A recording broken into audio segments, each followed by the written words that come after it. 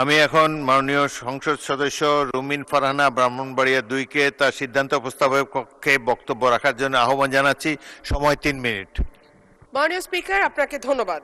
মাননীয় স্পিকার, মেঘনা আর তিতাসপাড়ের দেশ ব্রাহ্মণবাড়িয়া, ওস্তাদ আলাউদ্দিন খাঁ কিংবা শচীন দেব বর্মনের দেশ ব্রাহ্মণবাড়িয়া, কীর্তন আর বাউল গানের দেশ ব্রাহ্মণবাড়িয়া, ছানামুখী মিষ্টির অপূর্ব স্বাদের দেশ আমার বাউনবাড়িয়া, দিগন্ত জোড়া হাওড়ের দেশ বাউনবাড়িয়া, আবার তুচ্ছ বিষয়ে ট্যাটা নিয়ে মাঠে নামার দেশও কিন্তু ব্রাহ্মণবাড়িয়া।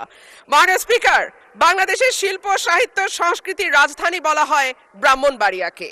এই মাটিতে একদিকে যেমন সুর সম্রাট ওস্তাদ আলাউদ্দিন খাঁ বা শচীন দেব বর্মনের জন্ম হয়েছে, তেমনি এই মাটিতে জন্ম নিয়েছেন ধীরেন্দ্রনাথ দত্ত বা অলি আহাদের মতন সংগ্রামী চরিত্র, যাদের কল্যাণে বাংলা আজকে আমাদের রাষ্ট্রভাষার স্বীকৃতি পেয়েছে।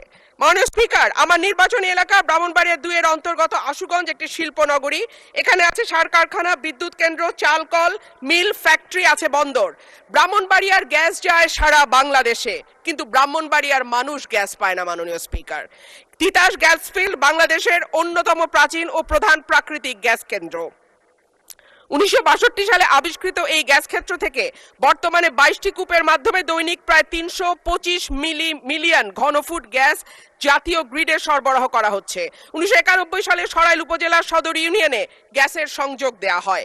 শুরুর দিকে গ্রাহক ছিল 1000, বর্তমানে কাগজে কলমে 5000, কিন্তু অবৈধ সংযোগ যদি আমরা এর সঙ্গে যুক্ত করি তাহলে প্রায় 8 থেকে 9000। কিন্তু প্রত্যেকজন গ্রাহকই আছেন চরম গ্যাসের সংকটে। সরাইল সদরে 1.5 কিলোমিটার এলাকায় 6 ইঞ্চি এবং 1 কিলোমিটার এলাকায় 4 ইঞ্চি ব্যাসের পাইপ দিয়ে গ্যাস সঞ্চালন লাইন টানা হয়েছে। এরপরে পাড়ায় পাড়ায় 2 ইঞ্চি ব্যাসের পাইপ বসানো হয়েছে।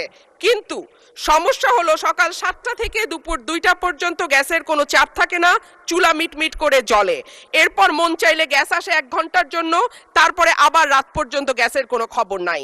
দেশে গ্যাসের সংকট আছে, তার উপরে শীতকালে গ্যাসের চাহিদা আরো বাড়ে। অন্যদিকে আছে অবৈধ সংযোগ।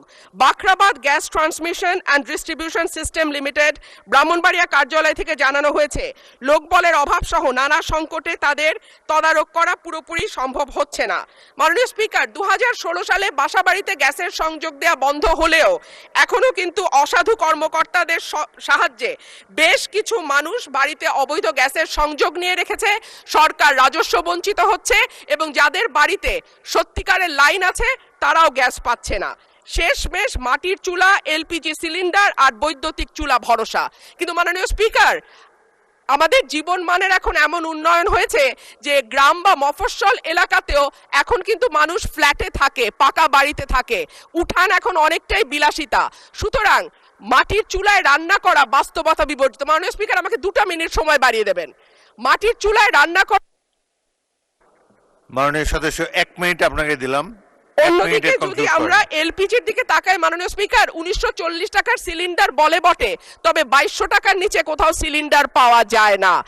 আর আমরা যদি বিদ্যুতের চুলার কথা বলি তাহলে বলতে হয় ঢাকা শহরে 1-2 ঘন্টা লোডশেডিং থাকে, কিন্তু গ্রামে সেটা 14 ঘন্টা পর্যন্ত গড়ায়। সুতরাং গ্যাস ছাড়া আমাদের আসলে এই মুহূর্তে সত্যিকার অর্থে চুলা জ্বালাবার মতন জ্বালানি নেই। এবং ব্রাহ্মণবাড়িয়ার গ্যাস যেহেতু সকল দেশের অন্যান্য এলাকায় সকল এলাকায় যায়, সুতরাং আমার দাবি থাকবে আগে ব্রাহ্মণবাড়িয়ার গ্যাস ব্রাহ্মণবাড়িয়ার মানুষ পাবে, তারপরে এটি অন্য এলাকায় যাবে।